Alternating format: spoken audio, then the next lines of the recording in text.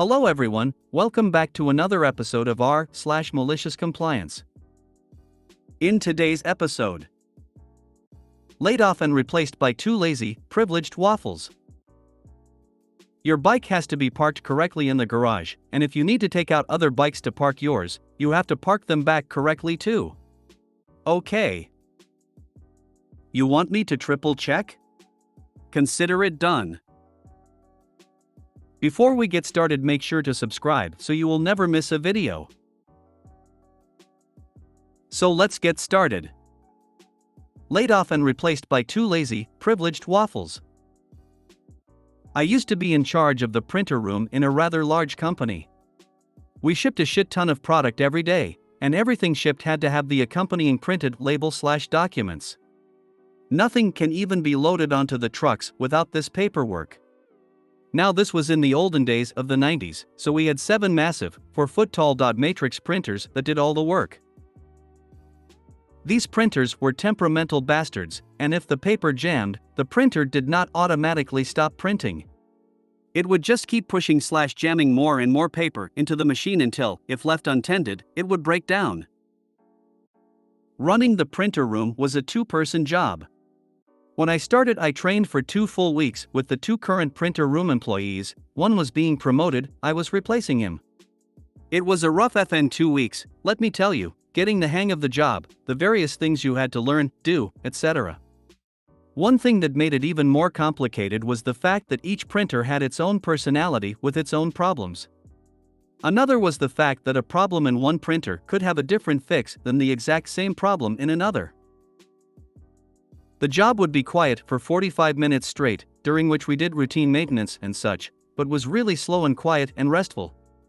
Because this company processed its shipping orders in batches, once an hour. And then boy, on the hour, every hour, the batch of orders would go through and thousands of orders would come spitting out. Now, if you were on top of things and kept everything running smoothly, the orders would print out very neatly and quickly. But if you didn't know what you were doing, if you didn't maintain things just right, you'd get a backup and things would go to shit very, very fast. And when one machine went down, you had to fix it fast, before the next one jammed, because guaranteed those machines would jam up multiple times on every batch print job. So I've been working the print room for several months, and things were great. Then my coworker gave his 2 weeks notice. We tried to train my replacement, but he was incredibly lazy and got fired fairly a few days after the end of his training. Which left me in the printer room alone. Then the bosses inform me that my position is being phased out, and I am going to be replaced by 2 employees transferred from a different department. So not only am I losing my job, but I have to train my replacements. And I desperately needed a good recommendation from this company, so I couldn't just quit or half-ass it. I quickly learned that both of these transfers are lazy and useless. They'd been with the company for decades, had friends in the head office, and knew their jobs were safe. I'd show them how to do something and they'd flat out laugh and say, "Yeah, I'm not doing that." Every day I'd be trying to train them and they would ignore me, chat with each other, leave to go sit in the cafeteria, leaving me to do a 2-person job alone. Luckily, I was good enough to handle the workload, but it was annoying. Mindful of the fact that I needed a reference of this company, I kept extensive notes on each day's progress. I clearly documented every single instance of the replacements refusing to learn, even listen to my instructions. I also followed up daily with my direct supervisor, and he knew what was going on. And my notes went into the company files and were passed up the line. Despite my scathing reports, head office did nothing. Now it's my last day. This is the day the training process assigned for letting the newbies work alone, with no help or supervision allowed, to see how well they handle the job and the pressure. I was, in writing, forbidden to help them or answer any questions. As I expected, things fell to shit pretty much immediately, minutes into the first batch of orders. One of the biggest printers jammed, and the clueless twats had no idea how to fix the printer jam. Because they ignored me every time I tried to show them how.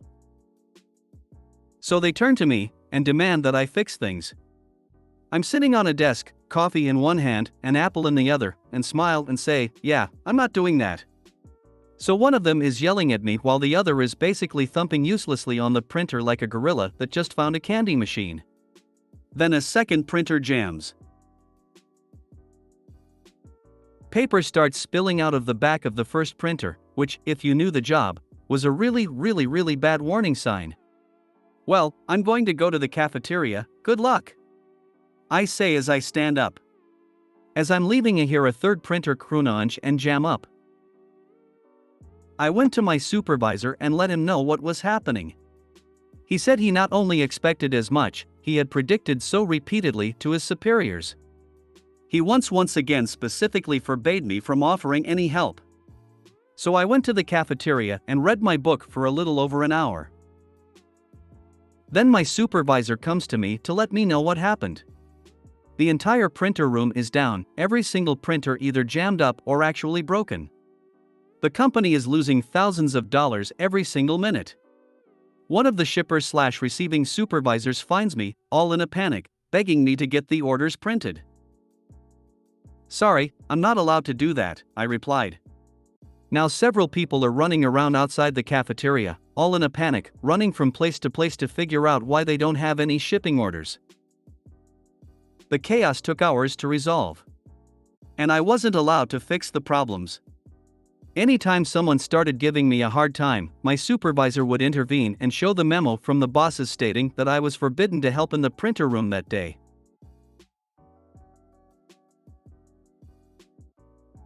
I spent my entire last day at work drinking coffee, chatting with coworkers, and reading my book. The whole fiasco ended up costing the company tens of thousands of dollars. Such a satisfying story. Hope you got that reference too. Thank you. Yeah, the references were great. They were really good about it. So can someone explain to me in simple terms why printers are always malfunctioning? How can they say they are eliminating the position if they still have two people replacing the same job? Sounds like it's cover for some type of discrimination.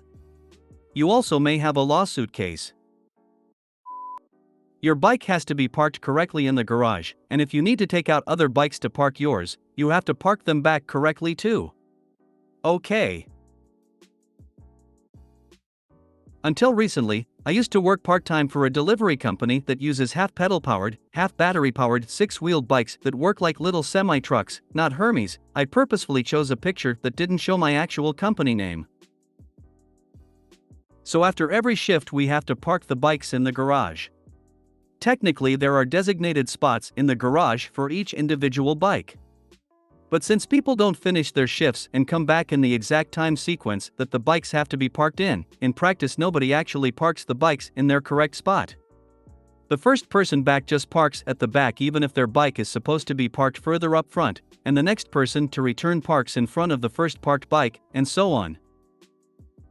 The shift managers know about it and are cool with it. They work in the garage so they understand. But new Karen from corporate who just joined a couple days ago did not. She came in suddenly at the end of one day to check things out and found that my bike was parked at the very front. I had finished last that day because I had a super long shift. But Karen called me immediately and chewed me out on the phone and essentially told me in no pleasant terms the title of the post. I called my shift manager right after and informed him. He said something like, well, technically she is right, so we can't oppose her directly. I suggest you just ignore her. I doubt she will be back to check. Well, I did not want to let Karen have this win over me. So I did exactly what she told me to do. I waited a couple more days until I got another mega shift. I arrived early to claim the bike that was technically designated to be parked at the very back. You can already see where this is going. After finishing my route, I specifically drove back slowly to make sure I would be the last one back. Once back, I took out every single bike in the garage by myself. Then I parked my bike and took my sweet time making sure it was parked perfectly centrally in between the lines as well, not just lengthwise. You can see how that would take a long time since the bikes work like semi-trucks in movement mechanism. So it took me near 10 minutes to take care of one bike. I had only 59 more to go. I meticulously parked every single bike at their correct spots until the dead of the night that day. My shift manager caught on to my plan soon and chose to turn a blind eye since I was technically following orders from higher ups. I booked 6 hours of overtime the day before I clocked out and was scheduled for a whole lot of payment. Next morning, accounts suddenly called me to ask if I had forgotten to clock out and come back later to do it because it showed that I clocked out 6 hours later than everyone else. I told them exactly what happened and suggested that they watch the security camera feed inside the garage to make sure that I was actually working the entire time. They eventually folded and told me to not do it again. I politely declined and said that I will do the same thing again next day because those were my orders. They said, "Our managerial team will contact you with updated instructions soon. Follow those instructions." I said okay. I received a Slack message from Karen later that day before starting my shift saying I should follow my shift manager's directions to park my bike from now. So I did the exact same thing again that day because shift manager did say that technically the bikes were supposed to be parked in their designated spots. Had the same conversation next morning with accounts and received another Slack message from Karen saying I should park my bike according to what made sense realistically. I'm still bloating over my W over corporate Karen to this day. Management is fine with making your life hell, up until they have to pay you overtime. 12 hours of overtime well earned. The wheels of justice turn slowly, but they were perfectly parked that night. Makes sense realistically? You mean do what we were doing before you started making up new rules? So ignore what you've said previously? Yeah, I can do that. People need to understand how things work before trying to improve them. Unrelated, who makes those bikes? You want me to triple check? Consider it done. I was a shift manager at a popular fast food chain. My supervisor decided to implement a new rule requiring that all special orders must be confirmed with the customer verbally 3 times to ensure accuracy. While this policy might seem sensible on paper, in a fast food restaurant during rush, it was incredibly impractical. It slowed down the line, irritated customers, and frustrated the staff. I explained to my district manager the inefficiency of this new rule, but he was adamant that it be followed to the letter. So, I maliciously complied. The next day, during the lunch rush, I made sure every special order was confirmed 3 times. Even if it was something as simple as no pickles on a burger, I would repeat the order back to the customer 3 times. The result was chaos. Lines grew longer, customers grew more impatient, and the kitchen was backed up with orders.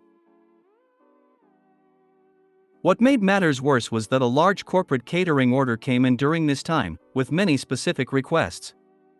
Following the rule, I painstakingly repeated each part of the order 3 times to the person on the phone. It took forever. The district manager happened to be in the store that day, and he saw firsthand the pandemonium that his policy had created. He tried to intervene, but I politely reminded him that I was only following his instructions. Eventually, the corporate order was late, the customer was extremely upset, and we ended up refunding their entire order. The lunch rush was a disaster, and we lost quite a bit of money that day in wasted time and irritated customers.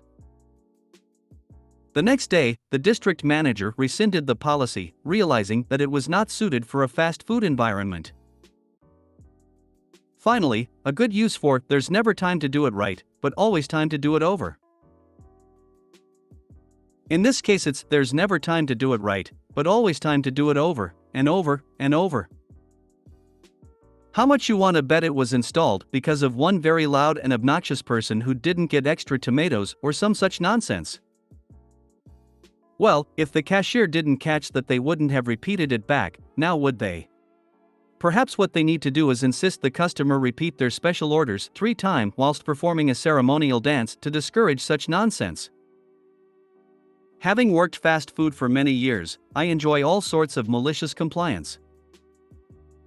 Just one note though, if you are taking longer to put in orders, then the kitchen would actually be slower and easier to fulfill because the orders are coming in slower.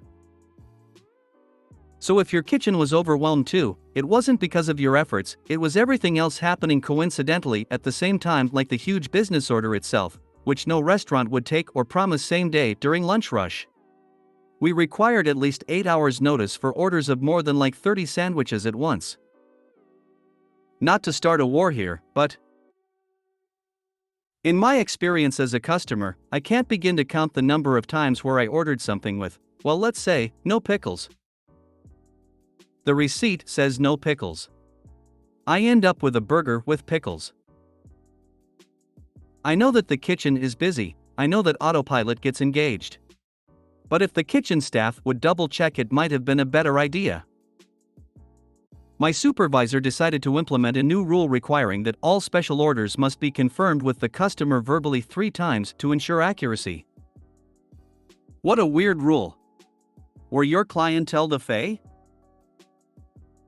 If you made it to the end of the video, thanks for watching. Don't forget to like, subscribe and share, and we will see you in the next video.